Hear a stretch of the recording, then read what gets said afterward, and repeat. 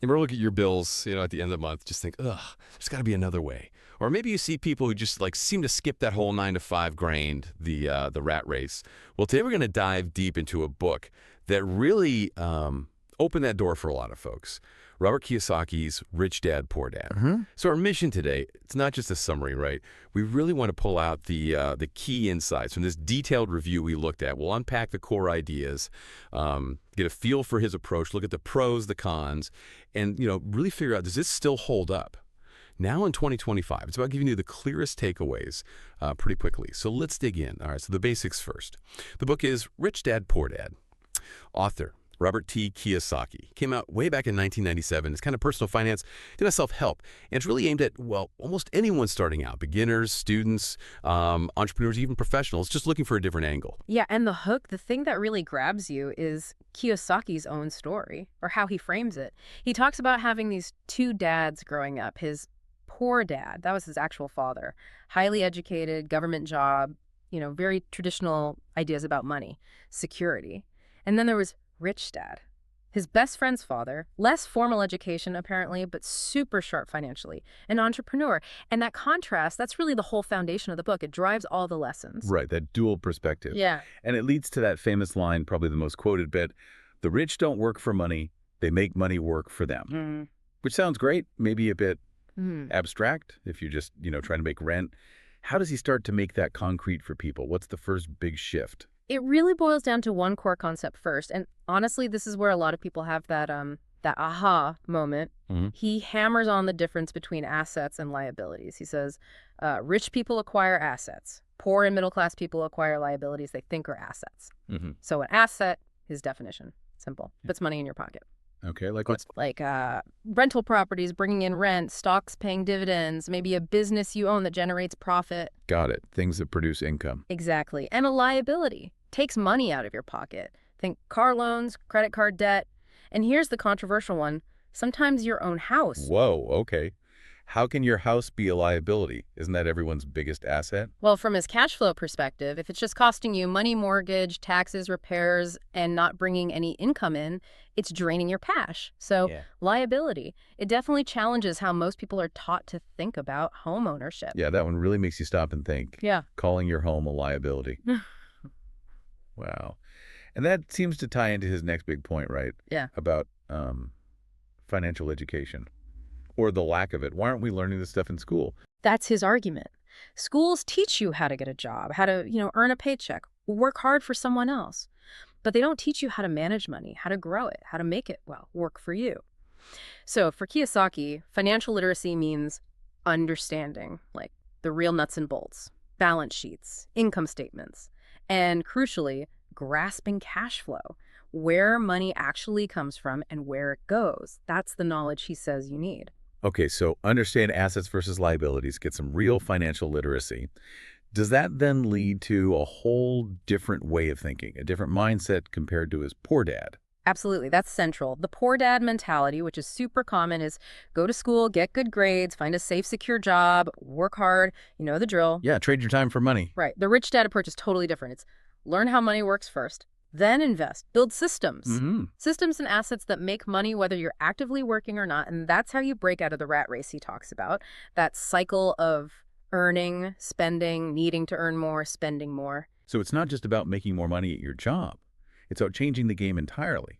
And that philosophy extends to the job itself, doesn't it? He says work to learn. What's that about? Exactly. Don't just work for the salary. He argues you should choose jobs, especially early on, based on what skills you can learn. Skills like sales, marketing, communication, understanding investments, even basic accounting or legal stuff. Entrepreneurship.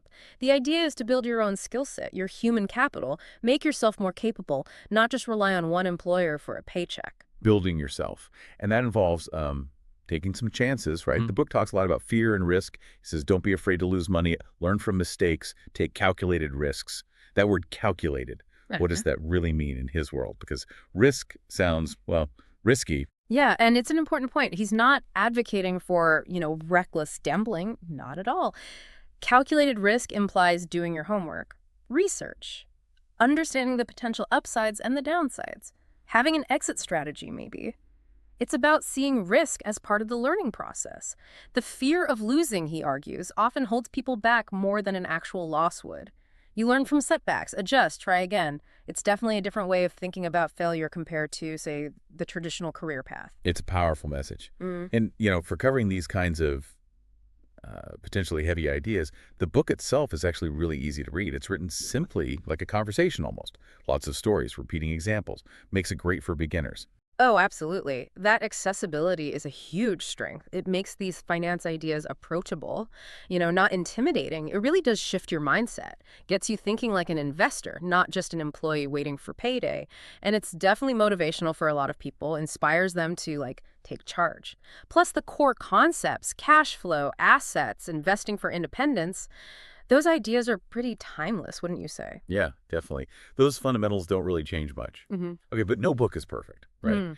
And Rich Dad, Poor Dad gets its share of criticism. People say it's too philosophical, maybe lacks specific actionable steps. Is that fair? It is a fair observation, yeah. It's definitely not a step-by-step investment guide. If you're looking for buy this stock or use this exact strategy, you won't find it here. And the criticism about it being oversimplified, also true. Real-world investing, real estate, business, it's way more complex than the book sometimes makes it seem. Right. And some of the advice on, using debt or taking big risks, well, that needs context. It might not be right for everyone, especially without more detailed knowledge or professional advice. And there's that question about whether Rich Dad was even a real person. Yeah, that's out there too. Some people question the authenticity of the whole story. Kiyosaki maintains the lessons are real, even if the character is maybe a composite or simplified. But the point, he'd argue, is the principles he learned. Okay, so acknowledging those limitations, Mm. how relevant is this book today?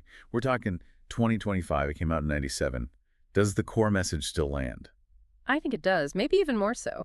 That core message about financial independence, thinking like an investor, trying to escape that reliance on just a job, that feels incredibly relevant now. With the changing economy, job security maybe not being what it was, taking personal responsibility for your finances is huge. But, and this is a big but, you absolutely have to supplement it. You need current knowledge. The tools are different now. You need to understand today's stock market, maybe crypto, different kinds of funds, budgeting apps, all that modern stuff. So the mindset from the book, still powerful. The specific tactics, you need to update those for 2025. That makes sense. So who should actually read it now, Yeah. given all that? Our review pointed to students, recent grads, people new to managing money, anyone feeling stuck in that paycheck to paycheck cycle. Or maybe dreaming of starting a business. Yeah, precisely those groups. If you're just starting to think about money seriously, or if you feel like your current approach isn't working, it's a great starting point. So the review basically summed it up like this. It's not an investing manual. It's a mindset book. It pushes you to think beyond the salary, to save with purpose, invest intelligently, and aim for freedom. It might lack technical depth, and the review reflected that with lower scores for practical guidance 35 and technical depth 2.55, but it scores really high, 5 out of 5, for simplicity and for being inspirational. Its real value is in kickstarting that shift in how you think about money. The rating ended up at a solid 4.2 out of 5 overall. Okay, so a powerful mindset shifter, maybe not a detailed roadmap. Which brings us to a final thought for you, the listener. If financial education, as Kiyosaki argues, really starts with mindset, what's one small shift, just one little change in how you think about money day to day, that could have the biggest ripple effect on your financial future? Starting, right now. Hopefully, this dive into Rich Dad, Poor Dad gave you some things to chew on, especially that whole asset versus liability thing. Maybe think about how that applies to your own life and how you could start making your money work a little harder for you.